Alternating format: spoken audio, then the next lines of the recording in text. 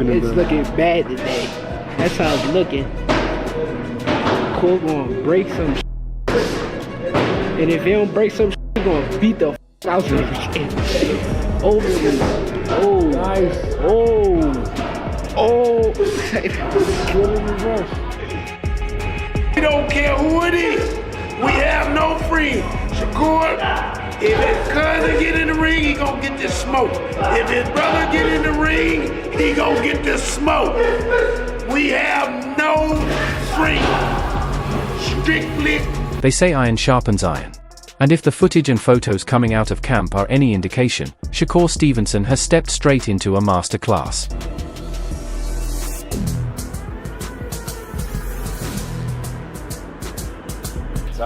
Sure.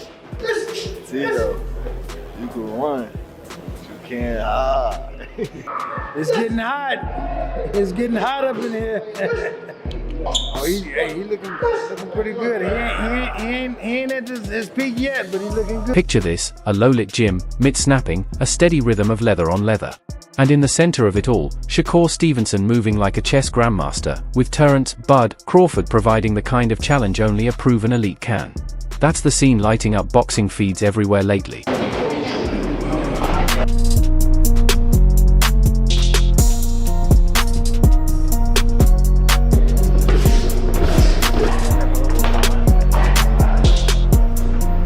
Let's fight.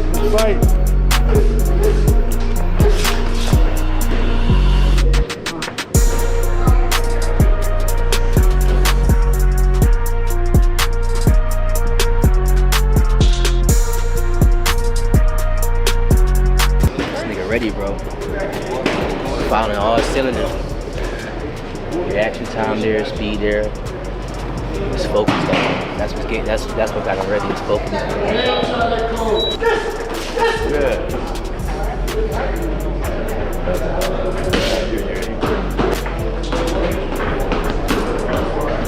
Why does that matter? Short answer, style plus experience equals preparation on another level. Crawford isn't just a former champion with a highlight reel full of clean finishes. He's a thinking fighter who long ago learned how to turn instinct into strategy. For Shakur, who's about to step up against the explosive, pressure-heavy Teofimo Lopez, sparring with a ring IQ like Crawford's is more than cardio. It's a blueprint for what elite timing and counterpunching look like at close range. This effort.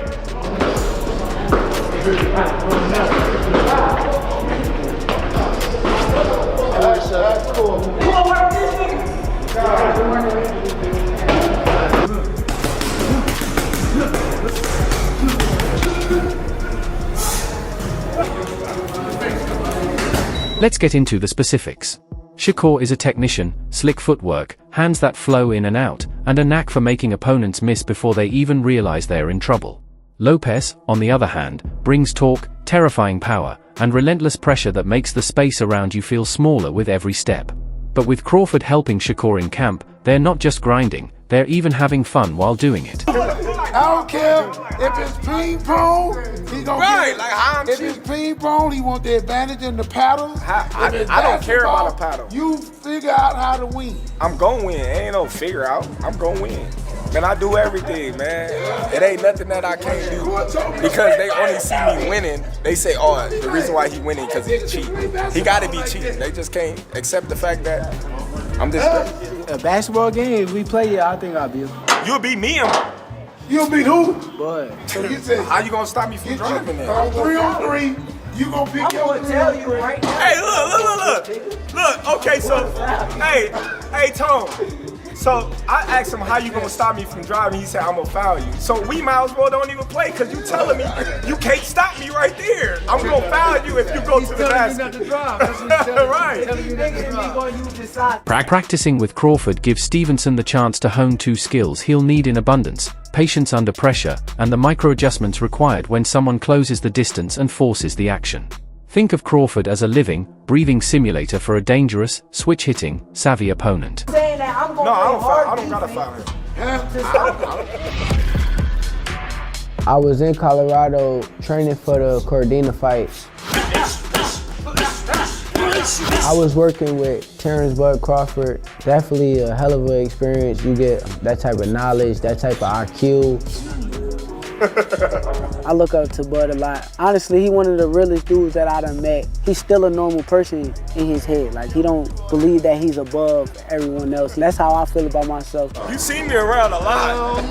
Don't act like you ain't seen me around them days. He said Bud, come on. Terence talking, I try not to talk back. I try to just listen and straight boom, straight shot. Like right here, boom, there you go. If you follow boxing social feeds, you've probably already caught the clips and photos, quick bursts of rounds, smiles between representatives, and a mutual respect that feels more like mentorship than just sparring. He like a sponge.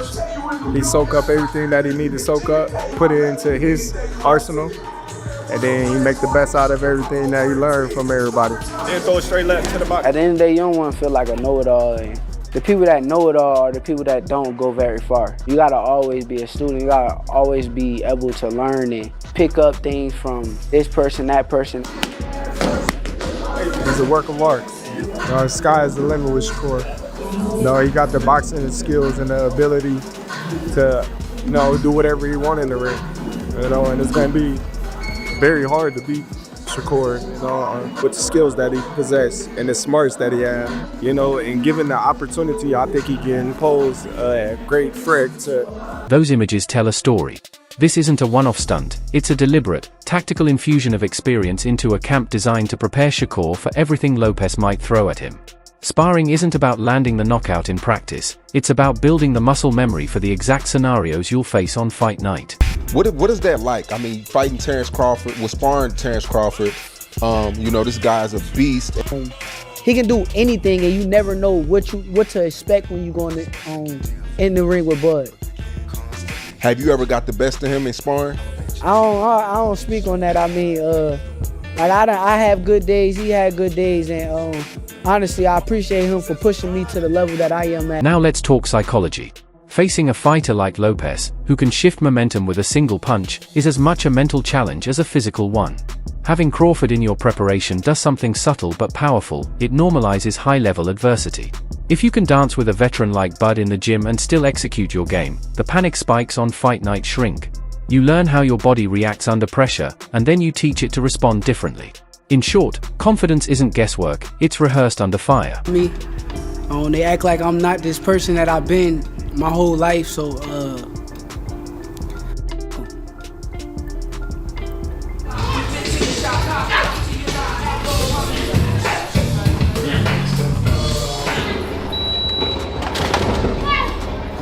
mentally it bothered me, but then you start to realize, like, the only thing that really matters is the people that care about you, like your family, your mother, my daughter, my shorty. It's a lot of people that have said something, and I remember their faces, I remember what they said. There's also the secret sauce of sparring with someone who's seen it all, adjustments. Crawford has been there when plans go sideways, he's retooled mid-fight, switched stances, and neutralized younger, hungrier opponents.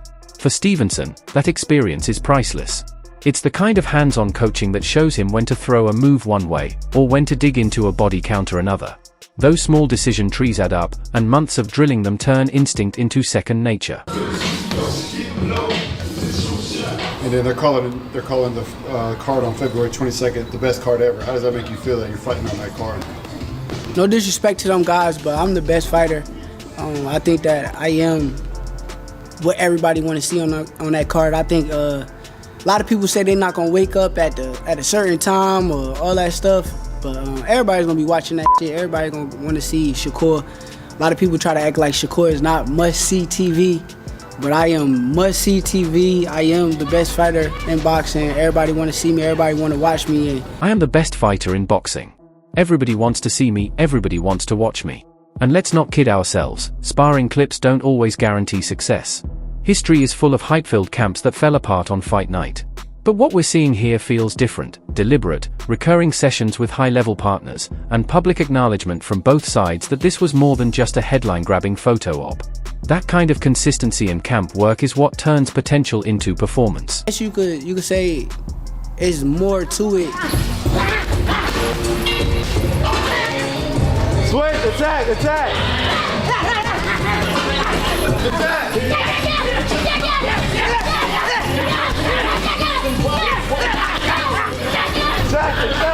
last 30 seconds. Finish strong. Let's work. Last 30. Don't let it still around. Close the show. Let's work. 3, 2, 1, time. I think this is gonna be the best version of me. I think that I'm gonna whoop some this year, starting with kid. Okay, now for a spicy angle. What does Teofimo Lopez think about all this?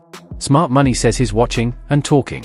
Lopez has never been shy about getting under an opponent's skin or publicly commenting on who's helping prepare them. Yeah, I'm thinking, I don't know if it's 2011 or 2012 National Junior Olympics or Junior National Golden Gloves. And I remember seeing him. He was wearing a white tank top. I think it was red and white trunks. And he was just whooping on dude bad. And that's what I noticed. But we were in different weight classes at the time, different age group, I think. And yeah, we were both cleaning up our divisions leading up to the finals. He ended up winning. I ended up, coming in second. But nevertheless, that's when I noticed him. And yeah, ever since then, it's just been history. What were your early impressions? I like his style. He could fight. I think that everything just plays out the way it does, and eventually we was gonna end up meeting up with each other eventually. I think that that's how it works, right? When two greats collide, you're bound to see a great fight. So I never seen any jealousy in my part with him. I mean, for crying out loud. He's leaned into the smoke and mirrors when promoting fights, and you can bet his camp is studying these sparring sessions for clues.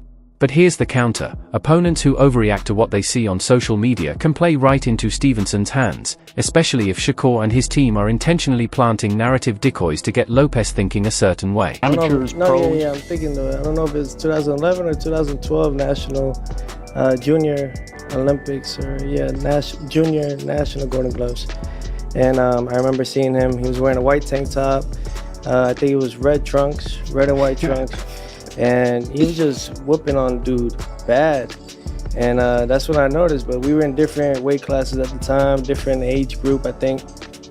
And yeah, we were both cleaning up our divisions leading up to the finals. He ended up winning. I ended up, coming in second. But nevertheless, that's when I noticed him. And yeah, ever since then, it's just been history. What were your early impressions? I like his style. He could fight. Yeah. And what about you, Shakur? When did you first become aware of Teo? It's so crazy. I really was like I ain't gonna say I wasn't no nerd, but I was like a boxing nerd. So like when I first kind of got aware of Teo, it was probably before he even knew me. But I used to get on YouTube. And I used to watch like the DMV fights, and they used to have like the Region 2, I want to say he was with Region 2 with Florida. And I seen one of his fights up there, and I kind of watched him. I thought he was a good fighter, and that's when I kind of got a first whiff of Teo. But when I finally first met him, probably was the same time you talking about. For the bulk of your careers, you were both under the same promotional banner. Were you cordial, friendly? I was good with Teo. I thought Teo was a little jealous of me. That's what I thought. Did you get a sense of that, Teo? Were you any jealousy in there? Because both of you guys were being pushed, but it seemed like to me, just from the outside looking in, that he was pushed ahead of you. For the fan who loves a technical breakdown, watch the tempo shifts in those sparring snippets. Shakur opens with limb-length work, jabs, feints, lateral movement, then suddenly compresses, cuts angles, and makes his opponent work to land. Crawford's presence forces Shakur to maintain his range and manage counters at closer quarters, which is crucial against Lopez, who can overload the pocket with combinations. Translating that to fight strategy, expect Stevenson to blend movement with well-timed counters and avoid getting drawn into toe-to-toe firefights unless he deliberately sets them up. With Times Square, yeah. Teo was the guy who kind of sold the event. He put on a showmanship display come fight night. He looked real good in the ring, did some Roy Jones-like things. So that kind of excited me. Like that kind of brought like something out of me to where it's like, I want to go against that guy. That guy is that good, and let's see if he could be that good in front of my style. Can he do them same things in front of me? I don't believe it, but I want to see. Well, there are been questions, here and there about Teo's mental state, as far as the critics. And you are a type of guy, when you're in the ring, you take guys sometimes to a dark place. After a couple of rounds, you sort of break them. Do you think you're going to break him after a couple of rounds? Yeah, I know I'm going to break him. I know it's going to be a certain point in that fight to where he's going to be mentally frustrated. And when he gets mentally frustrated, that is... Let's look at the legacy angle. Sparring with a former multi-division champ like Crawford sends a clear message about ambition. Shakur isn't just preparing for one win, he's building the resume and skills to be remembered as an all-time great. Learning from accomplished veterans teaches fighters the craft beyond mere wins and losses. It's how they gain the kind of wisdom that keeps them relevant long after a single headline fight. That bigger picture is crucial for a boxer aiming for longevity and legacy in the sport.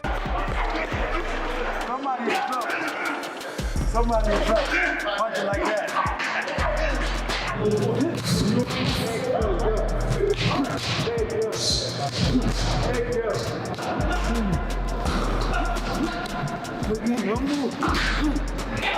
The power, the stability, beautiful. Somebody's in trouble. I promise you.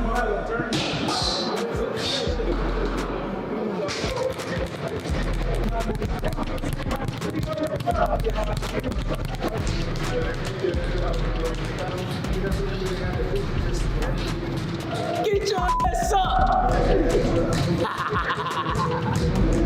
Yeah, boy is sharp, man. It look like he ain't really miss a beat. I can tell like off his like surgery, his hand surgery, he got right back to work in the gym. Like he clicked. So, what happens on fight night if all this preparation pays off?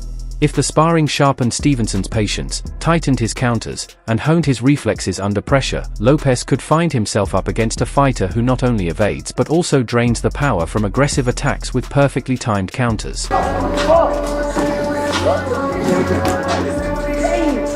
I was hurting it all throughout the camp. I was feeling good. I felt it just now. But I was trying to ignore the pain and keep it going, but it just got worse to the point where I couldn't really take it no more. I kind of felt it after my last fight. I'm like, man, just ignore it because you're going to have to keep ignoring it every time you fight. You don't realize it until it gets like to the point where you just can't take it no more. That video, even that video that got out of me like hitting somebody with a body shot and I fell, I've been hitting it constantly over and over and over. I felt the pain badly that last time to where it's like I couldn't take it no more. On the flip side, if Lopez breaks through early and forces a brawl, we'll see whether sparring with greatness truly prepares Stevenson to survive the chaos of a high-stakes arena. I believe that no one could get into their defense, no one could get into their offense, no one could actually get into their style. Stylistically, he believes he's the best, and I know I'm the best, and that's why we're getting to this point now. He wants to challenge himself. I'm here for it. I'm here to challenge myself every time. That's part of boxing. And I think that one thing we are doing here, Mr. Versace, is one thing for a fact is that we're showing all the next generation this is how you do it. You don't do it in your early 30s, you do it now. You do it when the time is right, and this is the right time. That's why we're fighting in the big room. That's why everything is on the line. That's why I'm putting everything that it's gotta be. You know what I mean? He's got more to gain. I got nothing to lose. So where does that go into? Anything. It's really just the truth. It is the sport. Who wants it more? How bad you want it. And no matter what. Either way, the Crawford-Stevenson training sessions have already added an intriguing subplot to an already can't-miss matchup. Camps are where champions are made, and sparring rooms are their classrooms. Are their classrooms.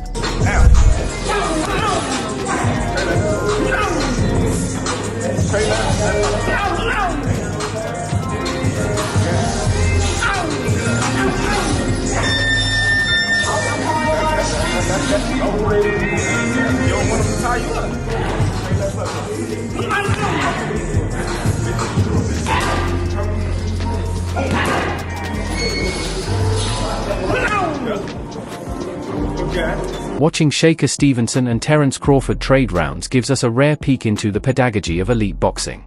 How lessons are taught, how instinct is sharpened, and how a fighter readies himself for a singular moment. So that's all from today's video. If you enjoyed it, remember to leave a like, subscribe, and ring that bell icon so you never miss our upcoming